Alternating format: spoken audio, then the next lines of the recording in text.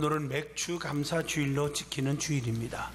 이 절기는 하나님께서 지키라고 명령을 내렸기 때문에 우리는 지키는 것입니다.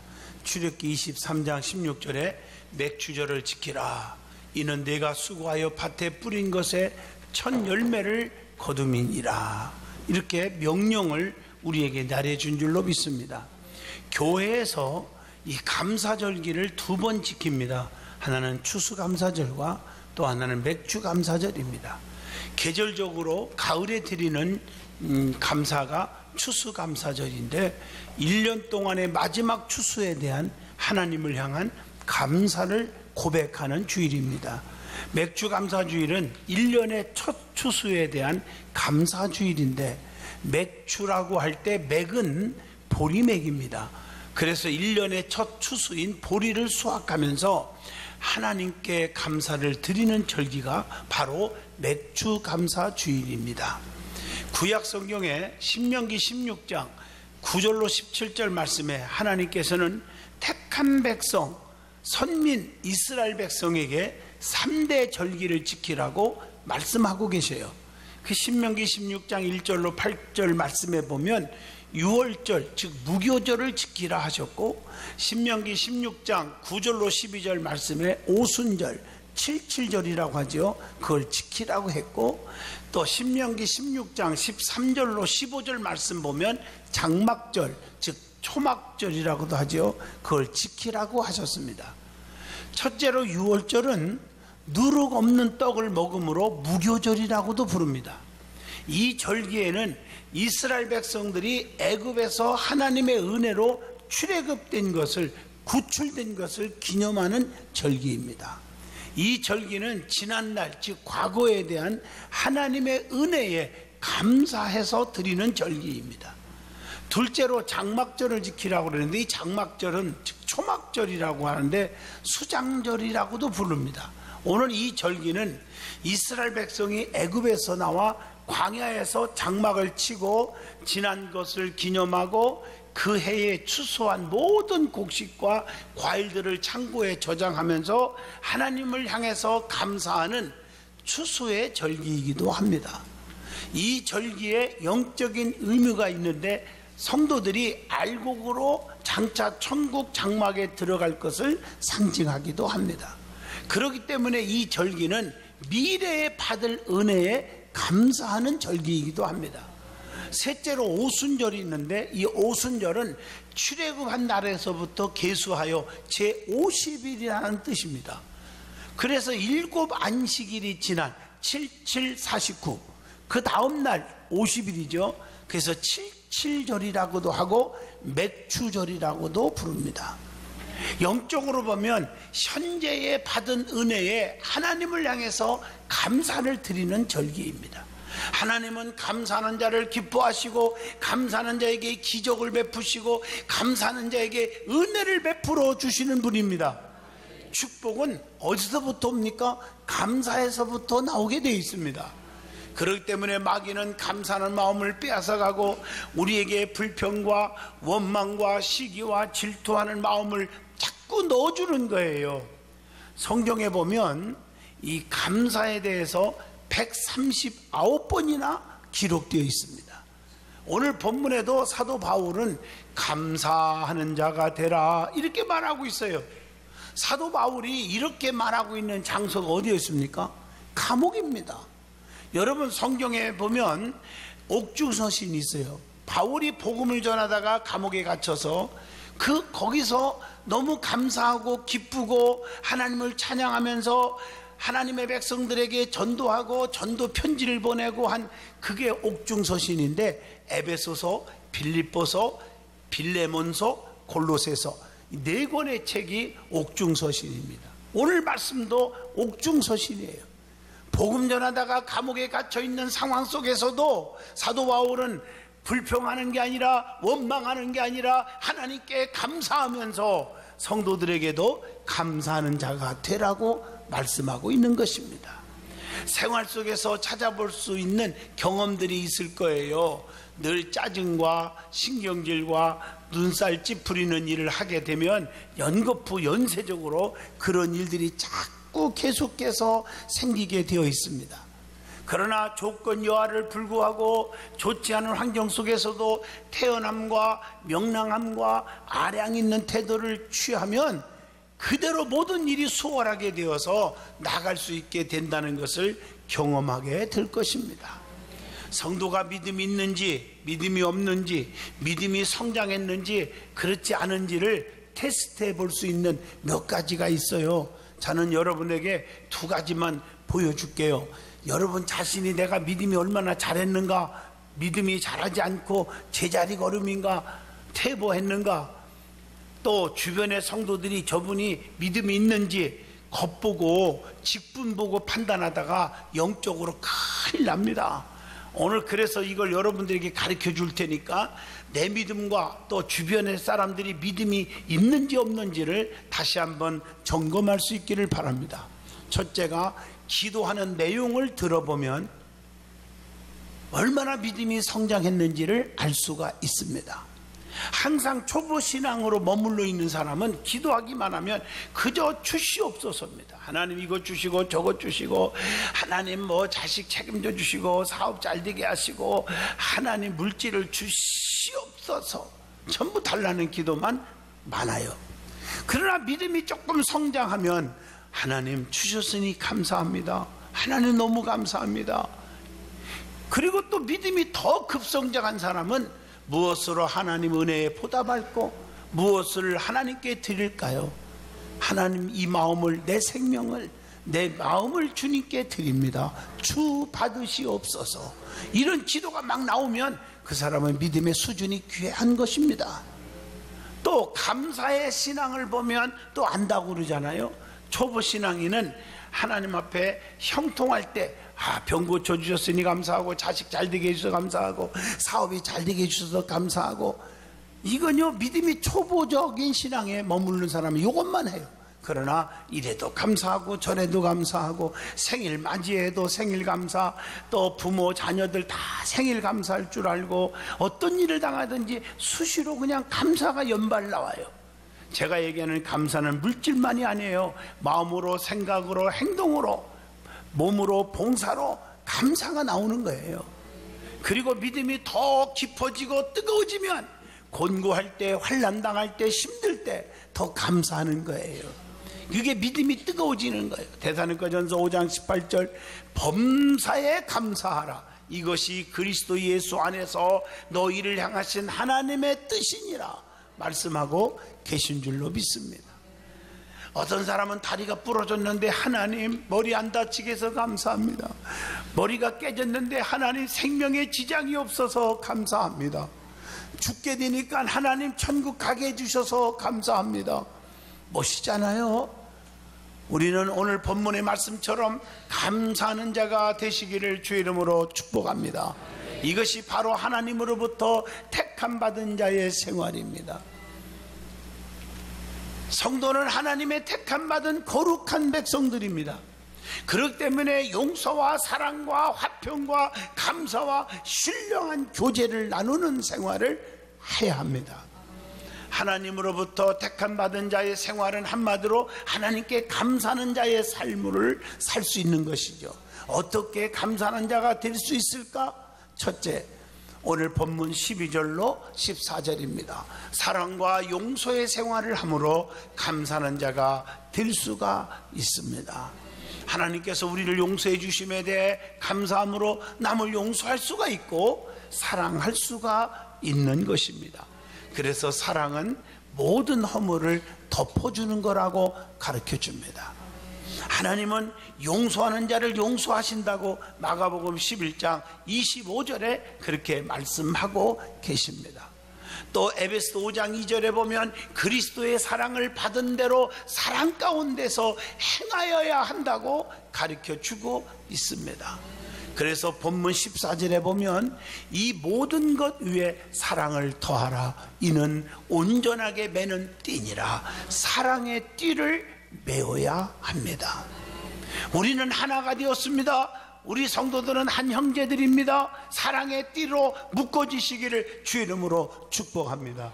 그리고 데살로니가전서 5장 8절에 우리는 낮에 속하였으니 정신을 차리고 믿음과 사랑의 호심경을 붙이고 구원의 소망의 투구를 쓰자. 사랑의 호심경을 붙여야 되는 것입니다. 그리고 마태복음 18장 22절 말씀처럼 용서의 범위와 한계는 끝이 없어요. 성경에 보면 7번뿐 아니라 7번뿐 아니라 7번을 70번이라도 용서할지니라. 용서하라고 그랬어요. 한계가 없어요. 끝까지 용서하고 화해하라는 거예요. 왜냐하면 고린도후서 2장 10절 보면 그리스도는 용서하시는 분이잖아요. 우리를 다 용서해 주셨어요. 그래서 베드로전서 1장 22절 너희가 진리를 순종함으로 너희 영혼을 깨끗하게 하여 거짓이 없이 형제를 사랑하였기에 이르렀으니 마음으로 뜨겁게 서로 사랑하라. 형제를 사랑하되 진심으로 피차 뜨겁게 사랑하라고 권면합니다. 두 번째, 오늘 본문 15절입니다. 그리스도의 평강이 너희 마음을 주장하게 하라. 너희는 평강을 위하여 한 몸으로 부르심을 받았나니 너희는 또한 감사하는 자가 되라. 평강으로 한 몸 되는 생활이므로 감사하는 자가 될 수가 있다는 것입니다. 그리스도의 평강이 우리의 마음을 주장해야 합니다. 그리스도의 평강이 내 마음을 지배하게 해줘야 됩니다. 감사는요, 마음의 기억을 가져야 합니다. 기억에는 사람은 두 가지가 있죠. 하나는 잃은 것에 대한 기억이 있고 다른 하나는 얻은 것에 대한 기억이 있습니다. 그런데 우리 믿음의 사람들은 잃은 것에 대한 기억을 다 버려야 합니다. 그걸 생각하지 말아야 돼요. 돈을 잃어버린 거, 사랑을 잃은 거, 친구를 잃어버린 거 기억하면 모두가 우리의 마음을 아프게 하는 것입니다. 그래서 불평하게 하고 불만족으로 살게 하고 우리에게 고통을 줍니다. 그렇기 때문에 잃은 것에 대한 기억은 불평 불만하는 자로 만들어버리기 때문에 그 기억을 지워주시기를 바랍니다. 이제 하나님의 은혜 얻은 것에 대한 기억으로 남아야 합니다. 사랑하는 사람을 얻었다, 수익을 얻었어요, 건강을 얻었어요, 사업장을 얻었어요, 자식을 얻었어요, 직장을 얻었어요. 이게 얼마나 아름다운 일이에요. 얻은 것을 생각하란 말이에요. 우리가 얻은 것 중에 가장 큰 것은 잃었던 생명을 찾았고 광명을 얻은 거예요. 그렇기 때문에 우리는 늘 감사하는 자로 살게 되어 있죠. 시편 136편 5절로 11절의 말씀에 다 나오잖아요. 얼마나 감사한지. 그리고 평안이 우리의 마음을 지켜준다. 빌립보 4장 7절에 모든 지각에 뛰어난 하나님의 평강이 그리스도 예수 안에서 너의 마음과 생각을 지키시리라. 그리스도께서 십자가의 피로 화평을 이루었기 때문입니다. 골로새서 1장 20절의 말씀이죠. 그래서 우리는 이제부터 평강을 위하여 한 몸으로 부르심을 받았다는 사실을 기억하십시오. 에베소 2장 16절 십자가로 하나가 되었잖아요.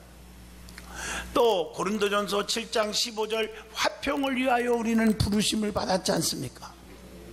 자, 세 번째로 말씀이 풍성히 거함으로 감사하는 자가 될 수 있다. 오늘 본문 16절의 말씀입니다.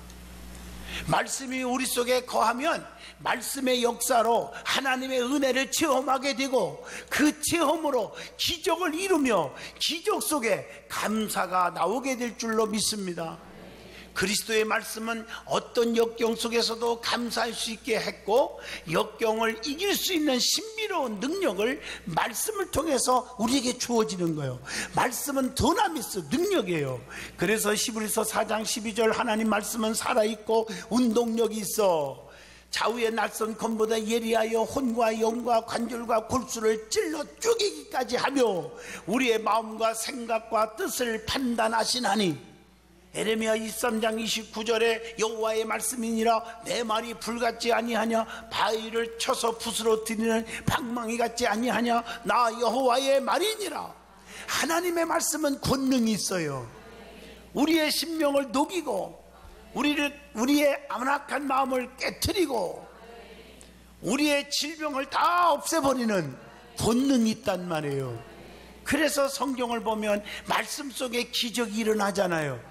에스겔 37장 9절로 10절에 에스겔 골짜기의 해골 뼈들이, 쓸모없는 뼈다구들이 말씀을 대언했더니 큰 군대가 되어지는 거예요.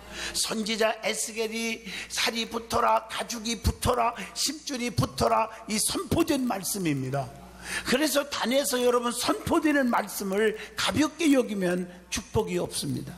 그래서 교회와 하나님과의 관계, 주의정과의 관계가 껄끄르면 신앙생활 아무리 많이 해도 소용이 없어요. 왜 이렇게 유익이 없는 신앙생활을 하려고 하는 분들이 있는지 몰라요. 신앙생활은 선포된 말씀이 믿어지려면 먼저 신뢰가 앞서돼야 돼요. 하나님 말씀을 신뢰하고 교회를 신뢰하고 주의 종들을 신뢰할 때 그 말씀의 권세가 나가는 거예요. 살이 붙어라, 가죽이 붙어라, 심줄이 붙어라, 단에서 선포를 하니까 누가? 에스겔 선지자가. 그랬더니 그대로 이루어지는 거예요.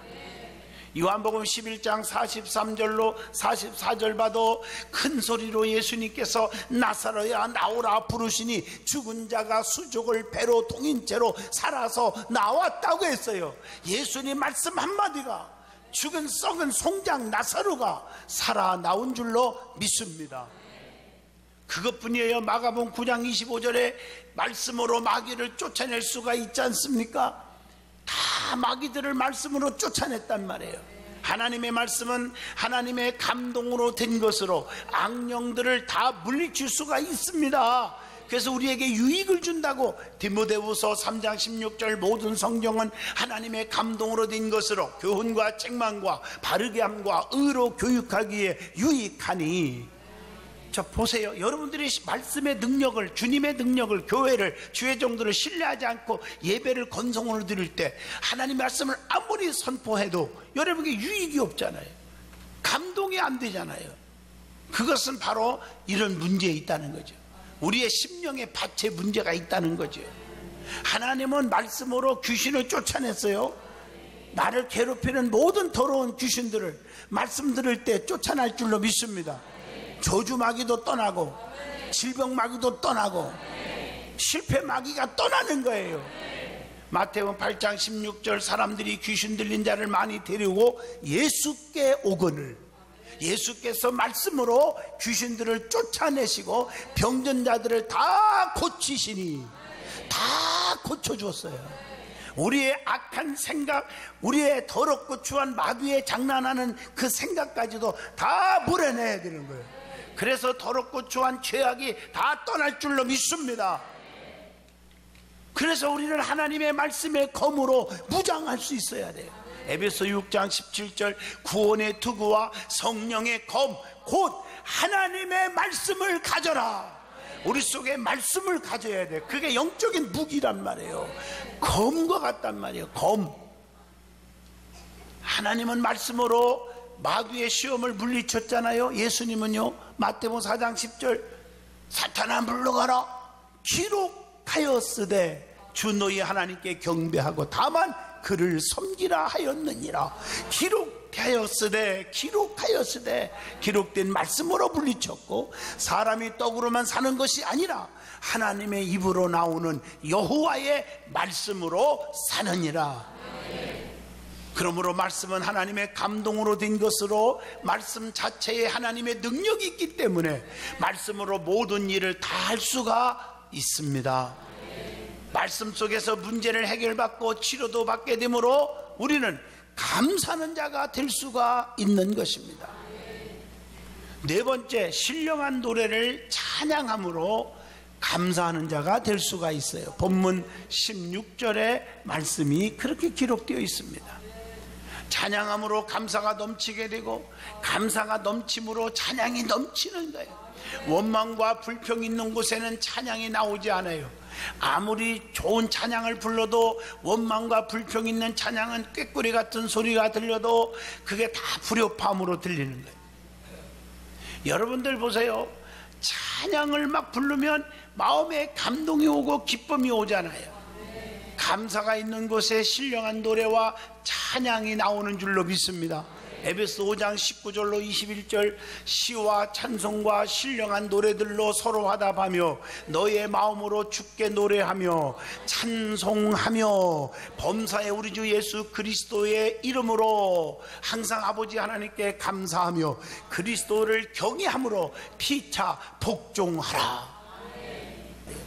세상에 명예와 권세와 재물이 많다고 행복한 줄 아십니까? 아니잖아요. 하나님 안에서 은혜 속에 사는 사람은 가난해도 참 기쁨으로 살아요. 제가 옛날에 한번 얘기를 한 것 같은데 영국에 유명한 황제가 있었죠. 그게 루이스 황제라고 아주 유명한 분입니다. 역사 속에 나오는 황제예요. 그분이 누더지 옷을 입고 민정을 살피러 시골을 이렇게 딱 시찰 나가는데 어떤 노인 한 분이 물레방아 소리에 그 소리를 들으면서 물레방아를 돌리면서 막 찬송을 부르는 거야. 너무너무 감동이 되어서 바짝 따라가 봤더니 이런 찬송을 부르는 거예요. 한번 제가 불러봐도 되나요? 세상 사람 날 부러워 아니하여도 나도 역시 세상 사람 부럽지 않네. 하나님의 은혜를 생각할 때에 할렐루야 찬송이 저절로 나네. 너무너무 감동 찬양하니까 이 루이스 황제가 딱 찾아가서 2절은 없습니까? 없는데요. 내가 2절을 부를게요. 루이스 황제가 불러봅니다. 그것도 불러볼까요? 세상 사람 날 부러워 아니하여도 영국 황제 루이스가 날 부러하네. 하나님의 사랑을 생각할 때에 할렐루야 찬송이 저절로 나네. 그러니까 이 노인 그 시골 농부가 할아버지가 아니 그런 소리 하지 마요. 우리 루이스 왕자님처럼 어질고 훌륭하고 귀하고 그 권세가 있는 분이 나를 부러워하다니요. 아니요, 그분이 부러워한다요. 아니 그런 소리 하지 말라니까. 아니요, 할아버지 바로 그 밑에서 부러워하고 있답니다. 그 나머지 얘기들이 많은데 언제 그걸 다 얘기하겠습니까? 시간 있을 때 개인적으로 얘기해 줄게요. 여러분, 찬양은 곡조가 있고 가사가 있는 기도 중에 기도입니다. 우리의 입술이 찬양이 안 나온다 그러면 문제가 심각한 것입니다. 찬양 있는 곳에 감사가 넘치게 될 줄로 믿습니다. 세상에서 살아가는 동안 원망과 불평과 짜증스러운 일 등등이 생길 때 찬송을 많이 불러보세요. 순식간에 근심, 걱정, 불안, 조조, 낙심, 원망, 비판 이런 것들이 다 사라지고 기쁨과 감사가 넘치게 될 줄로 믿습니다. 다섯 번째, 무엇을 하든지 예수 그리스도 이름으로 하면 감사하는 자가 됩니다. 그게 본문 17절의 말씀이지요. 예수 이름 앞에 원수 마귀는 무릎을 꿇게 되어 있습니다. 그래서 예수 이름은 너무나 귀하고 능력 있음을 찬송가 80장을 통해서 잘 알잖아요. 천지의 이름 중 귀하고 높은 이름, 주 나시기 전 천지으신, 주 나시기 전 지으신 구주의 뭐예요? 그 이름 예수. 주 앞에 엎드려 그 이름 찬송하면 내 귀에 들린 말씀 중 귀하신 이름 예수. 가사 자체가 얼마나 귀한지. 두 번째로 은혜 받을 말씀은 감사하는 자는 어떻게 오늘 맥주절을 지켜야 합니까? 첫째, 하나님 앞에 나와 지켜야 합니다. 신명기 16장 10절로 11절입니다. 하나님 앞에 나오는 게 중요한 거예요. 주의 전에 나와서 감사절을 지키는 거예요. 여러분, 성전에 모이기에 힘쓰는 것이 중요하다는 거 히브리서 10장 25절, 사도행전 2장 46절을 통해서 잘 압니다. 예수의 이름으로 모이는 곳에 은혜가 있고 하나님의 축복이 있습니다. 예배를 안 빠질 때 그분들에게 형통이 있는 것입니다. 두 번째로 즐거움으로 감사절을 지켜야 합니다. 신명기 16장 11절, 시편 100편 1절로 2절에 나옵니다. 예수님을 믿는 자들은 항상 즐겁고 기쁘게 살아갈 수밖에 없잖아요. 빌립보 3장 1절의 말씀처럼 말입니다. 여러분, 헬렌 켈러라는 사람이 낙천주의라는 책에서 이런 말합니다. 불평을 말함으로 불평을 가지게 되고 모든 것을 참고 감사하면 불평은 다 물러간다. 이렇게 말을 했어요. 맞는 얘기죠. 이제는 감사절을 지키면서 즐겁고 기쁨의 삶을 살기로 결단하시기를 축복합니다. 세 번째로는 감사절을 어떻게 지켜야 되느냐? 신명기 16장 13절 말씀처럼 지난 날을 기억하면서 지켜야 합니다.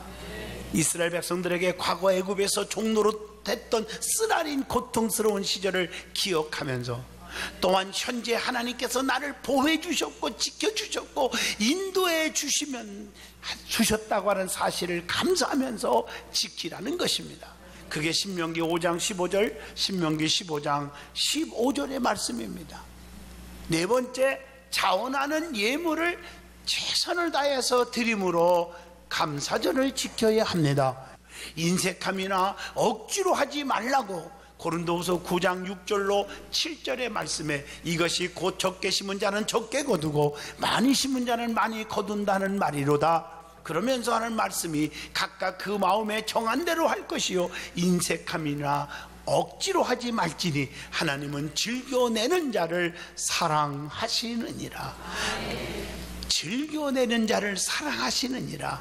결론입니다. 오늘 맥주감사절 지나가는 절기 행사로 끝나면 안 됩니다. 하나님의 은혜와 사랑을 깊이 새기고 그 은혜에 보답하고 감사하는 마음을 항상 갖고 살으시고 데살로니가전서 5장 18절 말씀처럼 범사에 감사하는 자가 될 수 있기를 축복합니다. 감사가 있는 곳에 기적이 있고 축복이 있습니다. 기도와 봉사와 헌신의 생활도 감사의 마음으로 해야 응답이 있고 축복이 있습니다.